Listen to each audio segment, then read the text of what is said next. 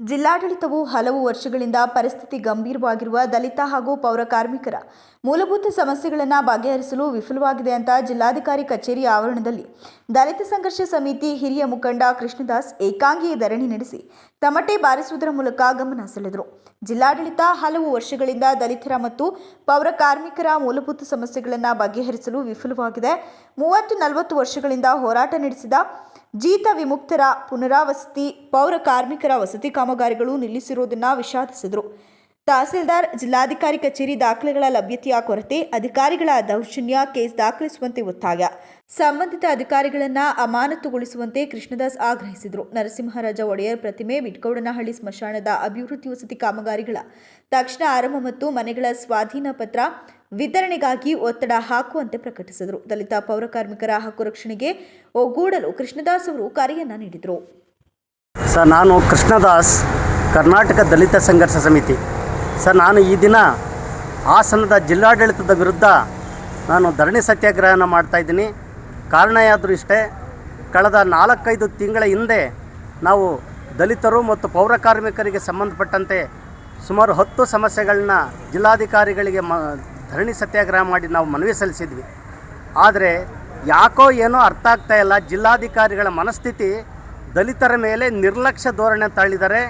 ಈ ನಿರ್ಲಕ್ಷ್ಯ ಧೋರಣೆ ಯಾಕೆ ತಾಳಿದ್ದಾರೆ ಅಂತ ಅರ್ಥ ಆಗ್ತಾಯಿಲ್ಲ.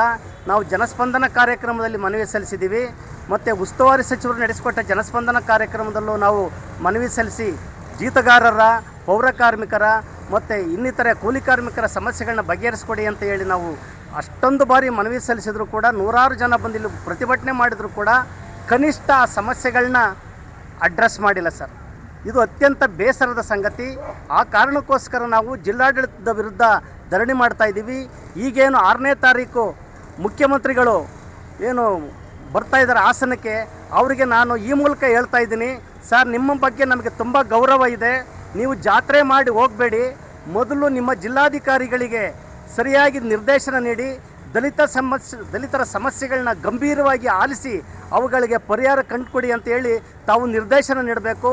ಇಲ್ಲ ಅಂತ ಹೇಳಿದರೆ ನಿಮ್ಮನ್ನೇ ನಾನು ಗೆರವು ಮಾಡ್ತೀನಿ, ಮುಖ್ಯಮಂತ್ರಿಗಳನ್ನೇ ನಾನು ಗೆರವು ಮಾಡ್ತಾಯಿದ್ದೀನಿ. ಈ ಮೂಲಕ ನಾನು ತಮ್ಮ ಮೂಲಕ ಹೇಳ್ತಾ ಇದ್ದೀನಿ, ದಯಮಾಡಿ ಇದನ್ನು ಗಂಭೀರವಾಗಿ ಪರಿಗಣಿಸಬೇಕು. ನಮಗೂ ಪ್ರತಿಭಟನೆ ಮಾಡಿ ಮಾಡಿ ಮಾಡಿ ಸಾಕಾಗಿದೆ. ಏನಕ್ಕೋಸ್ಕರ ಜಿಲ್ಲಾಧಿಕಾರಿಗಳು ಈ ರೀತಿ ವರ್ತನೆ ಮಾಡ್ತಾಯಿದ್ದಾರೆ ಅಂತ ಅರ್ಥ ಆಗ್ತಾಯಿಲ್ಲ. ದಯಮಾಡಿ ನಿಮ್ಮ ನಡವಳಿಕೆಯನ್ನು ಬದಲಾಯಿಸ್ಕೊಳ್ಳಿ. ಆದಷ್ಟು ಕೂಡಲೇ ನೀವು ಇವತ್ತಲೇ ಅಥವಾ ನಾಳೆಲೇ ಕರೀರಿ ಮೀಟಿಂಗು. ನಾನು ಮಾತಾಡ್ಲಿಕ್ಕೆ ಸಿದ್ಧ ಇದ್ದೀನಿ, ಖಂಡಿತ ನಾನು ಬರ್ತೀನಿ. ಆದರೆ ನಿಮ್ಮ ಈ ನಿರ್ಲಕ್ಷ್ಯ ಧೋರಣೆ, ಬೇರೆ ಕೆಳ ಹಂತದ ಅಧಿಕಾರಿಗಳನ್ನ ಬಿಟ್ಟು ನಮ್ಮನ್ನು ಸಮಾಧಾನ ಪಡಿಸ್ತೀರಿ. ನೀವು ಯಾವುದನ್ನು ನೇರವಾಗಿ ಆರಿಸೋದಿಲ್ಲ. ಯಾಕೆ, ಏನಂತ ಇದ್ರ ಅರ್ಥ? ಆದ್ದರಿಂದ ಹೇಳ್ತಾ ಇದ್ದೀನಿ, ಮುಖ್ಯಮಂತ್ರಿಗಳೇ, ನಿಮ್ಮ DC-ಗೆ ಸರಿಯಾಗಿ ನಿರ್ದೇಶನ ನೀಡಿ ದಲಿತರ ಸಮಸ್ಯೆಯನ್ನು ಬಗೆಹರಿಸಿಕೊಳ್ಳಿ ಅಂತ ಈ ಮೂಲಕ ನಾನು ಒತ್ತಾಯ ಮಾಡ್ತಾ ಇದ್ದೀನಿ ಸರ್.